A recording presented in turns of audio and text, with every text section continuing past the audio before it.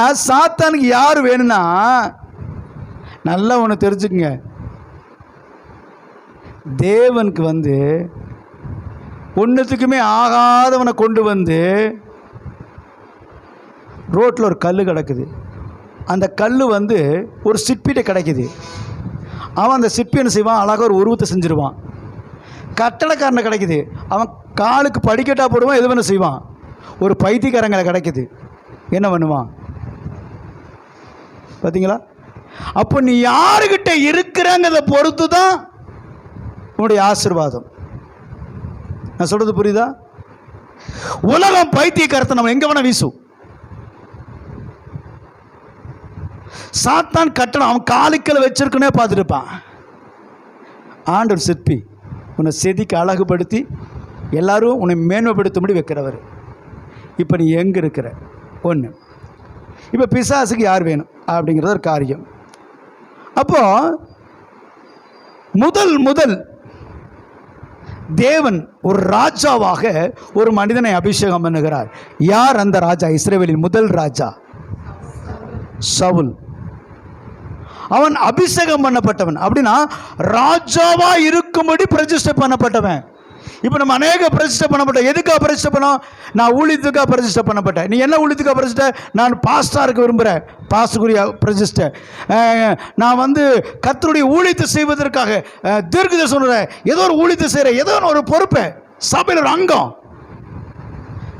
ஒரு பிரதிஷ்டை. இப்போது ஒரு தம்பியை கொண்டு நம்ம பிரதிஷ்டை பண்ணுறோம். அவன் கீபோர்டு வாசிட்டு இருக்கிறான்.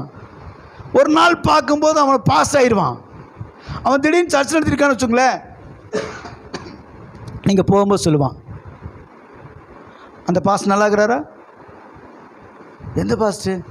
நான் ஒரு சபையில் கீபோர்டு வாசித்தேன்ல, அந்த பாஸ்ட்டு அப்படின்னுமா. அப்போ உங்களுக்கு எப்படி இருக்கும்? டேய், நீ அங்கேருந்து பழகிட்டு என்ன பேசுகிற? அங்கே பழக்கி வைக்கிறதுக்கு அபிஷேகம் பண்ணப்பட்டான். நீ எந்த சபையில் எந்த இருக்கிறியோ அங்கே தேவனுடைய காரியத்தை செய்யும்படி உன்னை பிரதிஷ்டை பண்ணியிருக்கிறார்.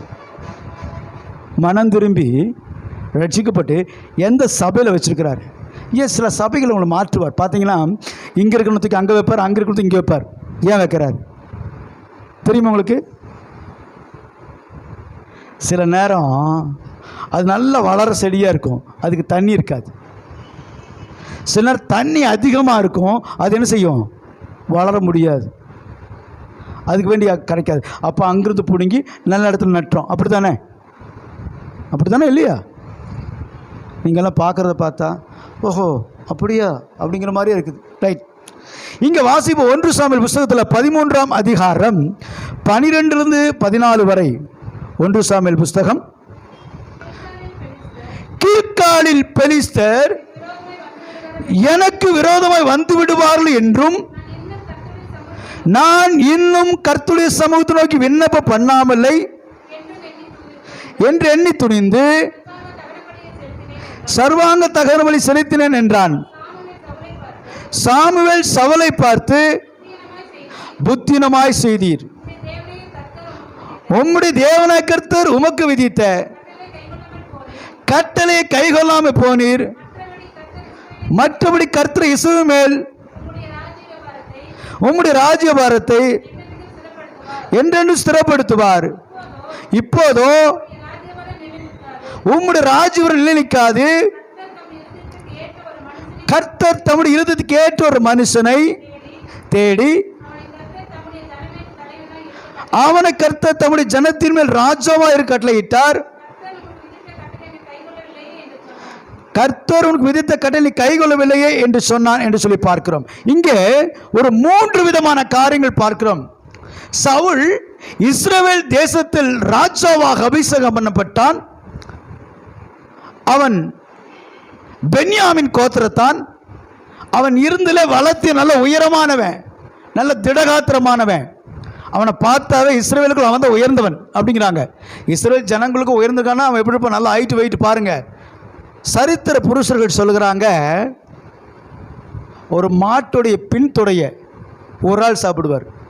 ஒரு மாட்டுடைய பின்தொடைய ஒரு ஆள் சாப்பிடுவாரா?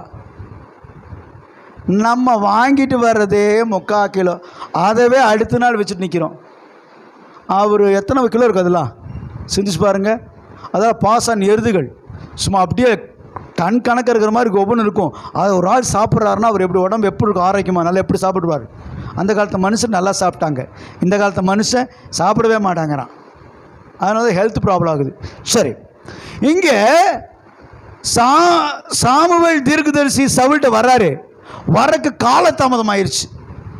ஜனங்க பேசுகிறாங்க, சாமுவேல் வருவாரா என்ன தெரியலையே, லேட் ஆகுது அப்படின்னு, போகலாமா அப்படின்னு பேசணும். சவுண்டு கேட்குறான். ஆஹா, ஜனங்க கலைந்து போயிடுவாங்க போல தெரியுதுன்னு சொல்லி இவனே சர்வாங்க தகனவன் என்ன செஞ்சுட்டான், செலுத்த ஆரம்பிச்சிட்டான். துணிந்து பலி செலுத்தினான். சில நேரம் நம்மளை வேண்டாதவளை துணிஞ்சு செய்வோம்.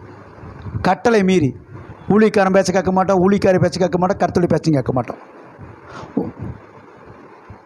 என்ன நம்ம நினச்சிக்கிறோம், நாணமாக இருக்கிறோன்னு நினச்சிக்கிறோம். யாருக்குமே தெரியாது நினைக்காத. அடிக்கடிக்கு சொல்கிறேன், நீ தப்பு செய்யாத போது ஒரு கண்ணு பார்க்கும், தப்பு செய்யும்போது 1000 கண்ணு பார்க்கும். ஏன்னா இந்த குடிக்கிறவன் பார்த்தீங்கன்னா நேராக போனால் பிரச்சனை இல்லை. இந்த புதுசாக குடித்தவன் யாருக்கு தெரிஞ்சிடக்கூடாதுன்னு அப்படியே ஊதி பார்ப்பான். ஸ்மெல்லு வருதானே, அவரே நாத்தம் ஊதி பார்க்க நாத்தம் தெரியுமா, தெரியாது. ஃப்ரெண்டு கேட்பான், சரி எடுக்கனாரா அவன் சொல்லுவான், எல்லாம் கரெக்டாக இருக்கடா. இவன் குடிக்காரன் அவன் குடிக்காரன் கேட்டிருப்பான், அந்த குடிக்காரன் அவன் சொல்லுவான். அப்புறம் எப்பவும் போல் நார்மலாக வரமாட்டான், பவ்யமாக வருவார். அப்படி அப்போவே தெரிஞ்சுக்கலாம் இவன் குடிச்சிருக்கிறான் அப்படின்னு. அதுபோல் பாவம் செய்கிறவங்க நடிப்பாங்க பாருங்க, அவங்க கண்ணை பார்த்தா தெரிஞ்சிடும். ஒருத்தர் தப்பு செஞ்சு நம்ம கண்ணை பார்க்க மாட்டாங்க, சரியாக பேச மாட்டாங்க, பயந்துக்குவாங்க. ஆவிக்கிறவங்களாம் கவனிக்கணும் நீங்கள். அப்போது இந்த சாமுவேல் தீர்க்கதரிசி வந்தோன்னே அவன் சொல்ல, என்னடா காரியம் செஞ்ச நீ அப்படிங்கிறாப்புல. அவங்கெல்லாம் நம்ம போகிறமா தெரிஞ்சு நான் பலி செலுத்திட்டேங்கிறான். நீ துணிந்து பலி செலுத்தினபடினாலும் கட்டளை கை கொள்ளாமல் போனபடினாலும் நீ பொறுப்புலேருந்து நீக்கப்பட்டாய். ஒரு ராஜ்யபர் ஒன்று விட்டு எடுக்கப்படும். உனக்கு கொடு பாருங்க, ஊழியத்தில் அபிஷேகம் பண்ணப்பட்டவனுக்கு சாமுவேல் தீர்க்கதரிசி சொல்றான், உன்னுடைய பொறுப்பு நீக்கப்படும். எப்போ நீ கர்த்தருடைய ஊழியம் செய்தல குல்மால் வேலை பண்றியோ அப்போ ஆண்டவர் வேலை செஞ்சிருவாரு, விலைக்கு வச்சிருவாரு. நினச்சிக்கலாம், யாருக்குமே தெரியாது நம்ம புத்திசாலியாக இருக்கிறோம். அடிக்கடிக்கும் கடிந்து கொள்ளப்பட்டு தன் பிடனையை கடினப்படுத்துகிறவன் சகாயமிடு சடிதிலே நாசமாவன்னு கர்த்தர் நாமத்தில் சொல்கிறேன். ஏன்னா நான் சொல்ல, வேதம் சொல்லுது நமக்கு வேண்டாதவரை செய்யக்கூடாது. இங்கே நான் சொல்லு, இந்த சாமுவேல் தீர்க்கதரிசி வரும்போது அவன் தான் அந்த வேலை செய்யணும். என்ன வேலை செய்யணும்? இவன் செய்கிறது. இவனோட வேலை என்ன? அவ்வளோதான். ராஜ்யபரத்து ஜனங்களை பார்த்துக்க வேண்டியதுதான் காரியம். அப்போ நமக்கு கொடுக்கப்பட்ட வேலையில வேற வேலை செஞ்ச உலக மனுஷருக்கு பேர் சொல்றான் அதிக பிரசங்கி. சில கிறிஸ்தவங்கள் அதிக பிரசங்கி வேலை செய்வாங்க. நமக்குள்ள அந்த அதிக பிரசங்கி தானே இருக்குது, யார்ட்டு இல்லைன்னு சொல்ல முடியாது. ஏன்னா தேவன் கடிந்து கொள்ளும்போது கீழ்ப்படிங்க, கட்டளை மீறாதீங்க. ஒரு டைம் சொன்னா புரிஞ்சுக்குங்க. இங்க சாமுவேல் தீர்க்கதரிசி சொல்றார், ஆண்டவர் டேய் சவுல்ட்ட ஏன் அப்படி பண்ண, ஒரு ராஜ்யம் வரை நிலை நிற்காது, ஆனாலும் கொஞ்சம் உதவி செய்வான்றாரு. கர்த்தருடைய கட்டளை என்ன சொல்லுவோ அதை மட்டும் செய்யுங்க. தேவன் உனக்கு என்ன கட்டளை கொடுக்கிறாரோ, கட்டளை மீறுவது பாவம். நீ யாரை குத்தி கொலை பண்ண வேண்டாம். தேவனுக்குரிய தேவனுக்கும் ராயனுக்குரிய ராயனுக்கு செலுத்து. உன்னை ஊழிய பிரதிஷ்டை பண்ணி உன்னை கர்த்தருக்கு ஒரு ராஜாவாக அபிஷேகம் பண்ணி வச்சிருக்கிறாங்க சவுல. அவன் ஜனங்களை பத்தி கவலைப்படக்கூடாது. யாரை பத்தி கவலை பண்ணும்? கர்த்தருடைய கட்டளை கைகொள்ள வேணும். உனக்கு கொடுக்கப்பட்ட ஆசீர்வாதம், உனக்கு கொடுத்த மேன்மை எதற்காக பயன்படுத்தி இருக்கிற?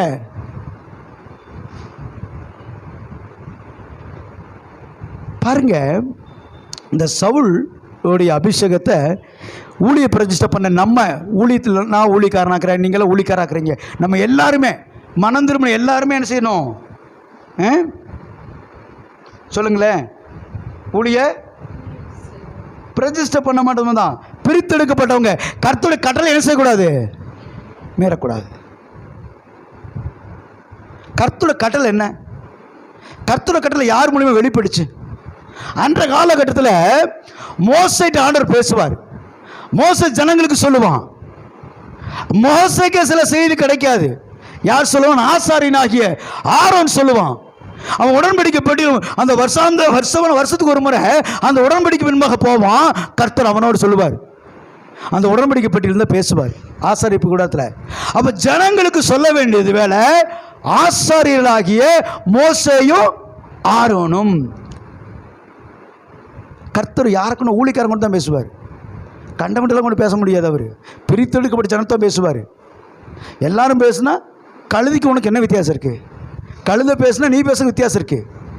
அப்போ வேதம் சொல்லுது தேவன் எதுக்காக பிரித்தெடுத்தார் அப்படின்னா தேவனுடைய வேலை செய்வதுக்கு, குட்டி கலாட்டா பண்ணுவதுக்கு, இஷ்டத்துக்கு வேலை செய்யறதில்ல. இஷ்டத்துக்கு எதுவும் செய்யாத. கர்த்தரை அடிச்சு போடுவார். அது பயங்கர பிரச்சனை வரும். ஊழியக்காரர் சொல்லும்போது காது கொடுத்து கேட்கணும். ஓ இப்படியா? நான் எங்களெல்லாம் உங்கள் ஏன் ஒரு குறிப்பிட்ட நேரத்தில் என்ன செய்கிறேன், அந்த புல்பிட்டில் ஏறக்கு சத்தம் போடுற எல்லோரும் ஏறாதீங்கப்பா, அது கர்த்தருடைய சன்னதின்னு சொல்லிருக்கேன்னா, இங்கே ஏறுறது எனக்கு ஒரு நீங்கள் ஏறி நிற்கிறதுனால எனக்கு எந்த கருத்தும் கிடையாது. தாராளமாக நீங்கள் எல்லாம் வந்து ஏறி நிற்கலாம். அதுக்கப்புறம் உங்களுக்கு வர பிரச்சனை நீங்கள் தான் பார்த்துக்கோங்க. இந்த இடத்துல என்ன பண்ணி வச்சுருக்கிற அப்படின்னா ஜெபிச்சு வச்சுருக்கிற, அவ்வளோதான். ஆண்டவரே இந்த இடத்த ஆசீர்வதி, வேறு ஒன்றும் கிடையாது. நீ பிரதிஷ்டை விட்டு மாறும்போது மேலே ஏற முடியாது. தேவனுடைய ஆசாரிப்பு குறித்த தகுதி. இவர் ராஜாவை அபிஷேகம் பண்ணப்பட்ட உனக்கு கொடுக்கப்பட்ட வேலை என்ன? உனக்கு பேடு கொடுத்தா பேடை தான் நீ வாசிக்கணும். நீ கீபோர்டு கொடுத்தா கீபோர்டு தான் வாசிக்கணும். உனக்கு பாட வச்சா பாட கொடுக்கணும். நான் சொல்கிறது புரியுதா? நீ அடுத்தது பழகிக்கலாம், தப்பு கிடையாது. பழகிட்டு உள்ள வரலாம். இதுலேருந்து அதை தவறு, அதுலேருந்து எதையுமே கற்றுக்க மாட்டேன். நிறையா தொழில் கற்றவனுக்கு வேலை கிடைக்காது. நிறையா படித்தவனுக்கு வேலை கிடைக்காது. ஏன் தெரியுமா? தனக்கு எல்லாம் தெரியும் புத்திசாலி நினைக்கிறவன்ட்டு கர்த்தர் இருக்க மாட்டார். பேதைட்டு தான் இருப்பார். கர்த்தர் யாரை பயன்படுத்துவார் தெரியுமா? கீழ்ப்படுகிறவன் தான் பயன்படுத்துவார். கீழ்ப்படியாம சுயமாக தரிகட்டு ஓடுகிற பெண் ஒட்டகம் பதில் சொல்லுது. காற்றை உட்கொள்கிற காட்டுக்கழுதை என்று சொல்லுது வேதம். இஷ்டத்துக்கு ஓடக்கூடாது. தரிகட்டு ஓடுகிற பெண் ஒட்டகம்னா அது யாருடைய வாழாது. அது இஷ்டத்துக்கு ஓடும். தனக்கு தெரிஞ்ச வாழ்க்கை எங்கெங்க சாப்பிடணும் அங்கே சாப்பிட்டு தெரியும். ஒரு இடத்துல தங்காது, ஒரு இடத்துல இருக்காது. அது குடும்பமாக இருக்காது. வீடு வீடா குடும்பமாக பண்ணது போல அது அப்படி கூடாம ஆள் சேர்ந்து போயிட்டே இருக்கும். கழுதை, காட்டு கழுதை திங்கிறத விட்டு கடை தின்றுருக்கும். அது பேர் காட்டு கழுதை. காட்டை உட்கொள்ளும். காற்றை உட்கொண்டு என்ன ஆகும்? வகுறு வீங்கி போக வேண்டியதான். ஆண்டவர் சொல்றாரு தரிகட்டு ஓடுகிற பெண்ணொட்டகம், காற்றை விட்டு காட்டுக்கொள்ளுது அப்படின்றாரு. அப்போ கர்த்தருடைய சத்தத்தை கேட்காதவங்களை ஆண்டவர் என்னவா சொல்றாரு? நீ காட்டுக்கழுத தரிகட்டு ஓடுகிற பெண்ணொட்டகம்ங்கிறாரு. ஏன் ஆணொட்டகம் பெண்ணொட்டகம் சொல்றா? அது இச்சையை உண்டாக்குறன்னு சொல்றதுக்காக அர்த்தத்துக்கு சொல்கிறாரு.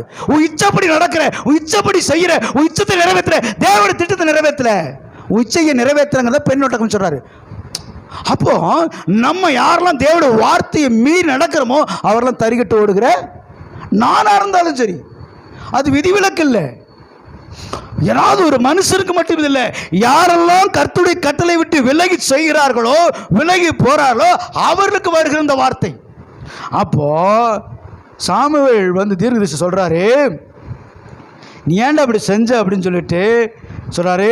நீ கர்த்தருடைய கட்டளை கைகொள்ளாமல் போன அப்படின்னால என்ன செஞ்சிருவாரு ஆண்டவர்? வாசிப்போம் அப்போ 13 வசனம், 1 சொல் 13. நீ புத்தினமாய் செய்தீர், உம்முடைய தேவனாய கர்த்தர் உனக்கு விதித்த கட்டளை கைகொள்ளாமல் போனீர். மற்றபடி கர்த்தர் இஸ்ரவேல் உம்முடைய ராஜ்யத்தை என்றென்றும் ஸ்திரப்படுத்துவாருங்கிறாரு. அடுத்த வசனம் பாருங்க, இப்போதே உம்முடைய ராஜ்யம் நிலைநிற்காதுங்கிறாரு. அப்படின்னு என்ன அர்த்தம்? நிலைநிற்கு சொல்லிட்டு மாத்திட்டாரு. ஆண்டு சொல்ற அதெல்லாம் கடை எடுத்துறா அப்படின்ட்டாரு. தீர்க்கதரிசி சாமுவேல் தீர்க்கதரிசிக்கு ஒரு அதிகாரம் உண்டு. பிடுங்கவும் நட்டவும் அதிகாரம் உண்டு. ஊழியக்காரங்க அந்த அதிகாரம் கொடுத்துக்கிறார். ஒரு ஆள் சபைகள் வைக்க முடியும், எடுக்க முடியும். ஒரு குடும்பத்தை ஒன்றுமில்லாம ஆக்க முடியும், ஆசீர்வதிக்க முடியும். ஆண்டவர் கொடுத்துருக்கிறாரு. அதனால தான் ஊழியக்காரன் கோவப்படாமல் நாங்கள் இருக்கிறக்காரன். நாங்கள் கோவப்பட்டால் நீங்கள் தப்பிச்சுக்கலாம். எப்படின்னா திட்டிட்டு விட்டுருவோம். ஆனால் கர்த்தர் சமூகத்தில் அழுகிற ஆண்டவர் எங்களால் தாங்க முடியல, கர்த்தர் யுத்தம் பண்ண ஆரம்பிச்சிருவார். தன்னுடைய பிள்ளைகளுக்கு யுத்தம் பண்ண ஆரம்பிச்சோன்னா அடித்து நொறுக்கி போடுவார். அப்போ நம்ம கவனித்து வாழணும். இன்னைக்கு ரட்சிக்கப்பட நம்ம மனம் திரும்பத்தி இவ்வளோ பிரசங்கம் பண்ணுறோம், ஆனால் மனம் திரும்பல, கர்த்தருடைய சத்தத்துக்கு செவி கொடுக்கல. கர்த்தர் மனம் திரும்புங்கிறாரு, சத்தத்தை கேட்கல. இதை செய்யாதங்கிறாரு, துணிச்சு செய்கிறோம். ஆண்டு சொல்றார், உன் ராஜ்யபுரம் பிடுங்கிருச்சுன்னா உன்னுடைய ஆசீர்வாதம் மேலான கனத்துக்குரிய எல்லா தன்மையும் என்ன செஞ்சிருவாரு, எடுத்துருவாரு. நீ தகவலான் குறி போல தவிச்சிட்டு அங்கே இங்கே ஓடிட்டு இருக்கணும். உனக்கு சமாதானம் போயிடும், சந்தோஷம் போயிடும், நிம்மதி போயிடும். இப்போ சவுலுக்குள்ள இந்த காரியம் பிடுங்கப்பட்டுச்சு. அவன் அதோட மனம் திரும்பி இருக்கலாம், மனம் திரும்பல. வாசிப்போம் 1 சாமுவேல் புத்தகத்தில் 15ஆம் அதிகாரம் 21 முதல் 23 வரை. ஜனங்களோ உம்முடைய தேவனை கர்த்தருக்கு கீழ்காலிலே பலியிடுவதற்காக கொள்ளையிலே சாபத்தீடாகும் ஆடு மாடுகளில் பிரதானமானவைகளை பிடித்து கொண்டு வந்தார்கள் என்றார். அதற்கு சாமுவேல், கர்த்தருடைய சத்தத்துக்கு கீழ்ப்படிய பார்க்கலும் சர்வாங்க தகனங்களும் பலிகளும் கர்த்தருக்கு பிரியமா இருக்குமோ, பலியை பார்க்கலும் கீழ்ப்படிதலும் ஆட்டுக்கடல் நிலத்தை பார்க்கலும் செவி கெடுத்தல் உத்தமம். நல்ல ஆண்டவர் வார்த்தை கீழ்ப்படியாம போறாங்க பாருங்க, அவங்களுக்கு குறிச்சு செய்வனக்காரன் யாரு? இத்தனை நாள் அடுத்த குடும்பத்தை சொல்லிட்டு அவன் செய்வனக்காரன், செய்வன் செஞ்சுட்டு இருந்தானே. இப்போ ஒரு காரியம் வந்துருக்குது, யார் செய்வனக்காரன்? இரண்டகம் பண்ணுதல், பில்லி சூனிய பாவத்துக்கும் கீழ்ப்படியாம முரட்டாட்டம் பண்ணுதல், அவபக்திக்கும் விக்கிர ஆராதனைக்கும் சரியா இருக்கிறது. நீ கர்த்தருடைய வார்த்தை புறக்கணித்தபடினாலே அவருமே ராஜாவா இராதபடிக்கு புறக்கணித்து தள்ளினார். இப்போ ராஜ்யபரத்தை புடுங்கன்னு சொன்னார், ராஜாவோட இருக்க மாட்டேன்ட்டார். காரணம் என்ன? அமோன் புத்திர கூட யுத்தம் பண்ண போகிறாங்க. ஆண்டு சொல்கிறார், யுத்தம் பண்ணிவிட்டு எங்கள் ஒன்று வச்சிடக்கூடாது, எல்லாத்தையும் கம்ப்ளீட்டாக அனுப்பிச்சிடணும், அழிச்சிடணும். அழிக்க சொன்னால் அவன் என்ன செய்யலை, அழிக்காமல் அட கொழுன்னு இருக்குயா, இது ஆண்டருக்கு பழி சொல்லி தரலாம். இன்றைக்கி ஞாயிற்றுக்கிழமை கர்த்தருடைய கட்டளை கீழ்ப்படியுமா, அதை விட நம்ம சந்தோஷம் வேறு ஏதாவது இருக்குதா? இரண்டகம் பண்ணுதல் பில்லி சூனிய பாவத்துக்கு உட்பட்டது. அப்போ பில்லி சூனி யாரும் நமக்கு வைக்க வேண்டாம், நமக்கு நாமே வச்சுக்கிறது, நமக்கு நாமே பில்லி சூனி வச்சுக்கிறது. நானா சொன்னேன்? வேதகம் அப்படி தானே சொல்லுது. இரண்டகம் பண்ணுதல், இரண்டகம் என்ன? தேவடைய கட்டளைக்கு விரோதம் நடக்கிறது இரண்டகம் பண்ணுது. அப்போ பில்லி சூனி எங்கிருந்து வருது? நீயே உனக்கு நீராக வச்சுக்கும் போது வேர்த்தன் செஞ்சு கொடுத்தானா சூப்பராக வந்து செட் ஆகிக்கும், ரெண்டும் சேர்ந்துக்கும். வேதம் மேலே சொல்லுது பாருங்க, சாமுவேல் கர்த்தருடைய சத்தத்தை கீழ்ப்படியதை பார்க்கலாம். நீ கடவுள் கீழ்ப்படியாமல் நீ கொடுக்கிற தசமபாகம் காணிக்கெல்லாம் எதுக்கு? கர்த்தருடைய நாள், அந்த நாள் என்ன செய்யக்கூடாது, யாருக்காகவும் விட்டு கொடுக்கக்கூடாது. வேதம் சொல்லுது, மரித்தோரே அப்படின்னு என்ன அர்த்தம்? செத்தவனே வளர்க்கணும். நீ யார் இப்போ உயிரோட இருக்கணும், செத்தவனா? பார்த்தீங்களா? இதுக்காக உடனே நான் ஒருத்தர் சாவுக்கு போயிருக்கிறாருன்னா அவர் சொன்னு சொல்லி அங்கே பைபிள் சொல்லுது, வேதம் சொல்லுது, வேதாகமம் நமக்கு சொல்லுது. என்னன்னா, தேவனுக்குரியது தேவனுக்கும் ராயனுக்குரிய, தேவனை விட நீ ஆண்டவரோட ஒரு மனுஷனை ஒரு மனுஷியை நேசிக்கிறேன்னு வச்சுக்கோங்களேன், விக்கிர ஆராதனை. அப்போ யாருக்கு நீ பிரியப்படுத்துகிற? ஓய்வு நாளில் ஆலயத்துக்குள்ளே வந்தால் நம்ம மைண்டில் எப்படி இருக்கணும்? கர்த்தரை மட்டும் ஃபோக்கஸ் பண்ணணும், மற்றல என்ன செய்யக்கூடாது, ஃபோக்கஸ் பண்ணக்கூடாது. ஞாயிற்றுக்கிழமை தான் நம்ம ப்ரோக்ராம் கல்யாணம் வைப்பாங்க. எங்கள் அண்ணன் அப்படித்தான் வச்சா, வரவே மாட்டேன்ட்டேன், அழுதுக்குன்னா முடிச்சுட்டு டைம் இருந்தால் வருவேன். என் கூட பிறந்தோன்னா இருந்தாலும் அதுதான் அவன் கேட்பான், செய்தி கேட்கட்டும். சர்ச்சு முடிச்சதுக்கப்புறம் என் தேவனுக்கு அப்புறம் தான் உறவே. அதனால தான் இன்னைக்கு இந்த நிமிஷத்தில் நான் கண்ணை மூடி ஜெபிச்சா நடக்கும். என் ஆண்டவரை கனப்படுத்துவார். ஏன்னா அவரை கனப்படுத்துகிறேன். உன் ஆசீர்வாதத்தை, உன் மேன்மையை உனக்கு வராம பண்றதுக்கு பிசாசு கொடுக்கிற மெத்தட், ஐடியா கடைபிடிக்காத. மாம்சல முயற்சி பண்ணாத. மாம்சல என்ன முயற்சி பண்ணாலும் அது வருத்தத்தை தரும். ஏன்னா கர்த்தருடைய ஆசீர்வாதம் ஐஸ்வர்யம் தரும். அதனோட அவர் என்ன செய்ய மாட்டார்? வேதனை கூட்ட மாட்டார். உதாரணத்துக்கு ஞாயிற்றுக்கிழமை சர்ச்சுக்கு வர சிலர் வரல. இப்போ நான் கேட்குறேன், பாஸ்ட் தப்பாக நினச்சிக்கோன்னு ஃபஸ்ட்டு என்ன சொல்லுவாங்க நினைக்கிறீங்க? ஒரு பொய் எடுப்பாங்க. சம்பளம் கிடைக்கல ஒருத்தர் சொல்லுவாங்க, விட்டுரு நான் திங்கலை வாங்கிக்கிறேன், என்ன இருப்பதுனால ஒரு நாளில் ஒரு வாரம் பூரா தாட்டினியா, ஏன் ஒரு நாள் விட்டேன்னு இன்னைக்கு இல்லை நாளைக்கு பார்க்க முடியாதா? இன்னைக்கு கல்யாணம்னா அடுத்த இடையில போய் பார்த்துட்டு வா.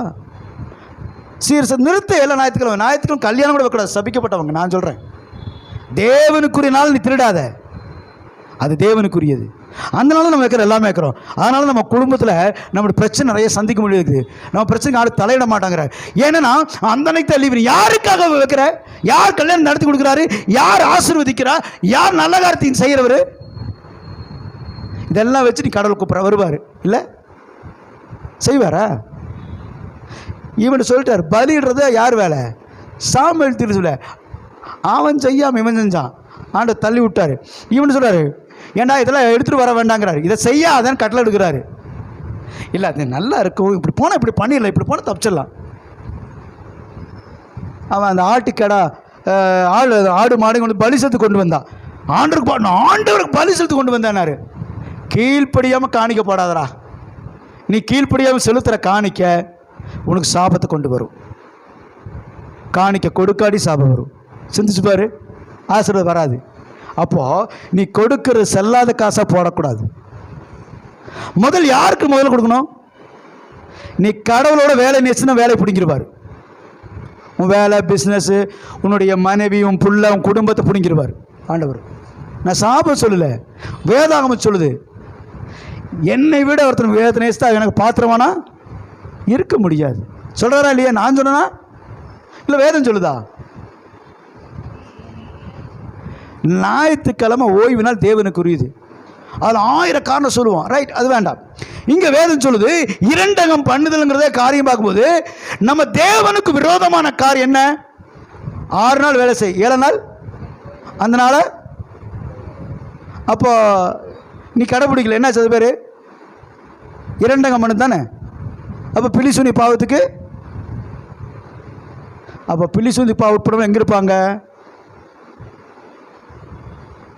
இரண்டாம் அக்னியாக கந்தகிரி இடத்த தள்ளப்படுவாங்க, அப்படி தானே?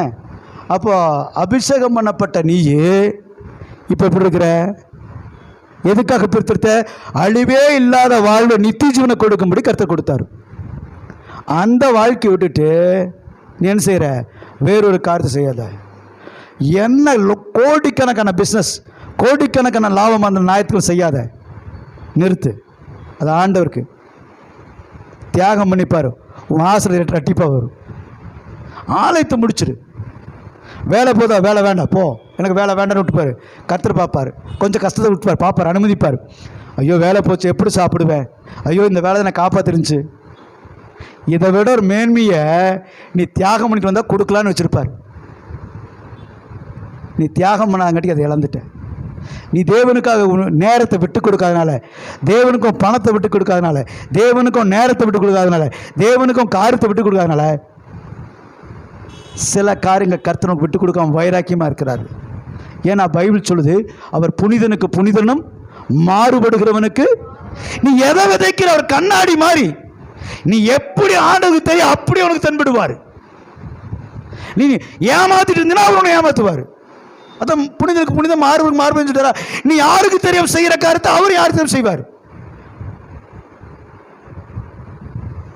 அப்போ தேவன் நம்மளை காண்க வைக்கிறார். இவன்ட்டு அனுப்பிட்டார், உன்னை ராஜா வராதபடி. அது காரணம் என்ன? கீழ்ப்படியாமை. அவர் எல்லாம் அழிச்சிட்டு வாடா, ஒன்று வச்சுக்காதன்னா மீறிட்டான். அப்போது எப்போ நீ தேவனுடைய வார்த்தை கீழ்ப்படியிலையோ, கர்த்தருடைய கட்டளை மீறியோ, அப்போ உன்னுடைய ஆசீர்வாத நிலை, மேன்மை நிலை மாற்றப்படும். ஒரு ஆஃபீஸில் வேலை செய்கிறீங்க, ஒரு மேனேஜ்மெண்ட் சொல்கிற காரியத்தை கீழ்ப்படியல, வேற மீறி அவர் சொன்னதை விட்டு வேற செய்றீங்க, அந்த மேனேஜ்மெண்ட் ஒன்று வச்சுக்குவாங்களா? ஒரு சாதாரண மனுஷன் நீ வேலை செய்யறதுக்கே வச்சுக்கலன்னா சர்வலோகத்தையும் படைச்ச ஆண்டவர் உன்னை எப்படி வச்சுக்குவார்? வச்சுக்க மாட்டார்ல. இந்த ஐடியாவில் உனக்கு யார் கொடுத்தது? நீ தந்திரமாக செய்கிற காரியத்துக்கு ஐடியா கொடுத்தது யார்? யாருக்கு நீ தேவை? அவன் கொடுக்குற ஐடியா கேட்டு நம்ம செஞ்சுட்டுருக்குறோம். அதனால தான் சொன்னேன், பிசாசுக்கு நீ தேவை. அதனால தான் ஆலயத்துக்கு போயிடாதா.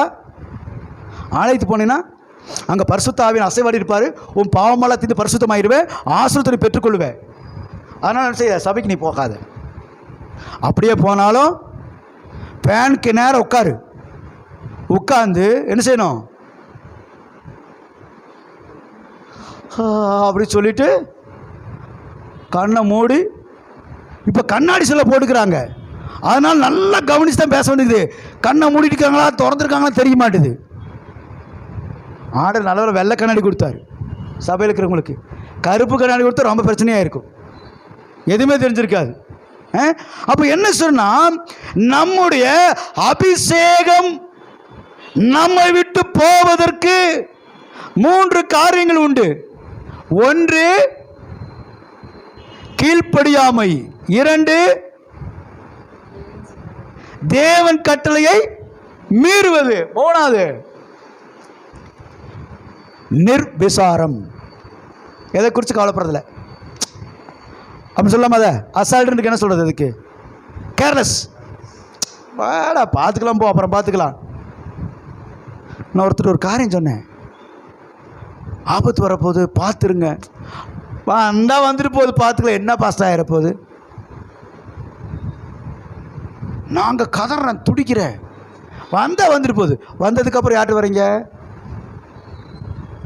பாஸ்டர். அப்பவே நான் கீழ்ப்பிடிச்சிருக்கணும். எதுக்கு?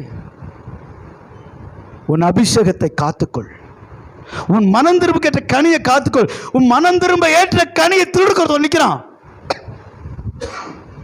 அவன். மனம் திரும்ப கேட்ட கிரிகைகளை அழிக்கும்படி, உன்னை வேற இடத்துக்கு மாற்றும்படி, உன் காப்பாற்றுக்கு அபிஷேகம் பண்ணப்பட்ட நீயே தண்டிக்கப்படும்படியான உன் அபிஷேகத்தை அழிக்கும்படி விரும்புகிறான். அது மட்டுமா? 1 சாமுவேல் புஸ்தகம் 16ஆம் அதிகாரம் 14-15 வாசிப்போம். கர்த்தருடைய ஆவி சவுலை விட்டு நீக்கினார். கர்த்தரால் வரவிடப்பட்ட ஒரு பொல்லாத ஆவி அவனை கலங்கம் பண்ணி கொண்டிருந்தது. அப்பொழுது சவுலின் ஊழியக்காரர் அவனை நோக்கி, இதோ தேவனால் விடப்பட்ட போது ஒரு பொல்லாத ஆவி. நினச்சிக்கிற மனம் திரும்பிட்டு அப்படியே தப்பிச்சுக்கலான்னு இல்லை ராசா. இன்னொருத்த அவனை சொந்த ஆவிச்சுக்கிறான். நீ மனம் திரும்பும் போது யார் ஆவி பெற்றிருந்த? தேவனுடைய ஆவியை பெற்றிருந்த. அதனால தேவனுடைய ஆவியை பெற்ற முடியாது, தேவனுடைய காரியத்தை செய்வதற்கு ஆயத்தமாக இருந்த. எப்போ இரண்டகம் பிள்ளை சுனிமன் மாதிரி, எப்போ தேவனுடைய வார்த்தைக்கு நீ கீழ்ப்படிலையோ, இரண்டகம் கர்த்தருடைய கட்டளை மீறுகிறியோ, அப்போ கர்த்தரோடு விலகி விடுகிறார்.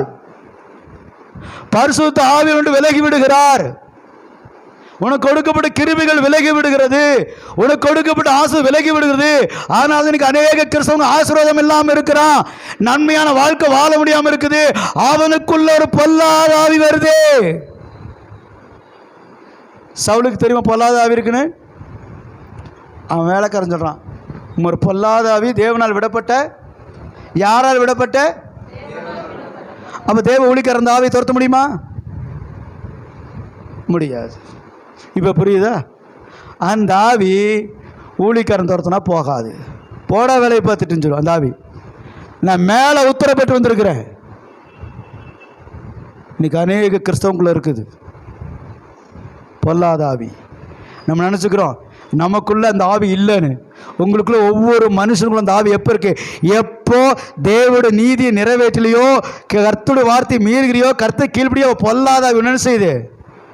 உன்னைய என்ன பண்ணுது அந்த ஆவி? அலகழிக்குன்னு என்ன அர்த்தம்? தெரு தெருவை சுத்த வச்சிரும். நீ எங்கேயும் தங்க முடியாது, உனக்கு சமாதானம் இருக்காது, ஒரு சந்தோஷம் இருக்காது, நிம்மதி இருக்காது. நீ வேலையில் ஒரு நிரந்தரமான வேலை இருக்க மாட்டே, சொந்த பந்தங்களுள்ள நிரந்தரமான உறவில் இருக்க மாட்டே, குடும்பங்களில் சமாதானம் இருக்காது. நீ அலகழிக்கப்பட்டு கொண்டு இருக்கிற அந்த ஆவி உன்னை பிரச்சனை பண்ணிட்டு இருக்குது. தெரியுமா உங்களுக்கு?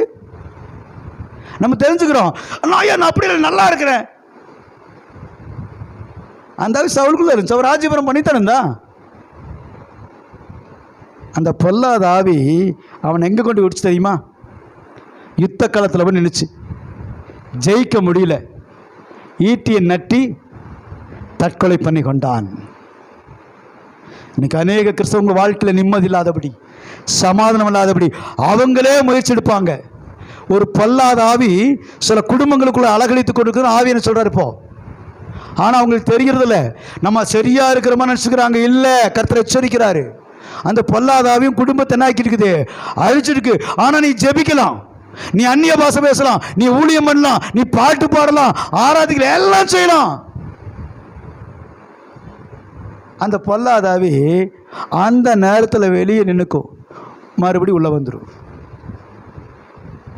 அந்த ஆவி எந்த ஊழிக்காரன் துரத்த முடியாது, அது வாழ்க்கை அழிச்சிடும். சிலர் சொல்லுவாங்க, வாழவே பிடிக்கல, சாகுற அப்படின்ற காரணம் என்ன? அந்த பொல்லாத ஆவி. சில பேர் சொல்லுவாங்க, எனக்கு வாழவே பிடிக்கல. சில பேர் செவுத்துல முட்டிக்குவான், சில பேர் தலையில் அடிச்சுக்குவான், சில பேர் என்ன பண்ணிக்குவான், எதையாவது ஒன்று பண்ணி அழிச்சுக்குவான் தன்னை. எனக்கு அன்பானவர்களே, அது உன்னுடைய தொழிலை கலங்க பண்ணும். உன் தொழிலில் உனக்கு பிடிப்பு இருக்காது, என்ன பண்ணுறதுனே தெரியாது, உன் எதிர்காலம் என்னன்னு தெரியாது. ஏன்னா உன் விஷயத்துக்கு நீ செஞ்சுருக்கிற. நீ எது தொட்டாலும் விளங்காது, எது பண்ணாலும் விளங்காமல் போயிடும். ஏன்னா உனக்கு கொடுக்கப்பட்ட அந்த பிரதிஷ்டை, அந்த அபிஷேகத்தை என்ன செய்யல, அந்த வெளிச்சத்தை காத்துக்கல. உனக்குள்ள அபிஷேகம் இருக்குன்னா ஒரு பாட்டில் எடுத்துங்க, பாட்டிலுக்குள்ளே ஒரு திரியை வைக்கிறோம், அதில் ஆயில் ஊற்றுவோம், தீ வைப்போம், அப்போ தானே வெளிச்சம் கொடுக்கும். அதுபோல் அந்த திரி தான் நீ. உன்னை எப்போ வருத்தி ஒப்பு கொடுக்குறியோ, ஆண்டவர் எரிய ஒப்பு கொடுக்குறியோ, அப்போ தான் பிரகாசமாக இருக்க முடியும். அந்த பிரகாசமாக இருக்குன்னா ஆயில், பரிசுத்த ஆவியானவர் வேணும், அதுவும் சரீரத்தில் வேணும். பாட்டில் பரிசுத்தாவி உனக்குள்ள இருந்தால் மட்டும்தான், பரிசுத்தாவியில் நடத்தப்பட்டால் மட்டும்தான் நீ உலகத்துக்கு வெளிச்சமாக இருப்ப. இல்லைன்னா இருள் இருக்கிறவன் என்ன செய்வான்? இடருவானா? வெளிச்சம் இருக்கிறவனா இடருவானா? இப்போ லைட் எரியுது, எல்லாம் இருக்கிறோம், லைட்டில் கரு கும்முனுக்கு என்ன செய்வோம்? நேரம் ஏஞ்சி போயிடுவோம், ஏஞ்சி போயிடுவோமா? இப்படியே தொட்டு பார்ப்போம், யாராவது பக்கத்தில் இருக்கிறாங்களா, கல்லா மண்ணா. நீ இடர்ற உன் பிஸ்னஸ், உன் தொழில், உன் வேலை, உன் குடும்பம், உன்னுடைய தனிப்பட்ட நிலையில் இடர்ற காரணம் என்ன? வெளிச்சத்திற்கு இருளுக்கிறியா? அவரில் எவ்வளவு வேணும் இருள் இல்லை, அவர் உலகத்துக்கு வெளிச்சமாயிருக்கிறார். அவரை நோக்கி பார்த்த யாவரும் பிரகாசம் அடைந்தார்கள். நீ பிரகாசமாக நீயே வெளிச்சமா இருப்ப, நீ இடர வேண்டிய அவசியம் இல்லை, உன்னோட வெளிச்சமே போதும். எனக்கு அன்பானவர்களே, அப்போ அபிஷேகம் தவறும் போது அது வாழ்க்கை அழிக்க கொண்டு போகிறது.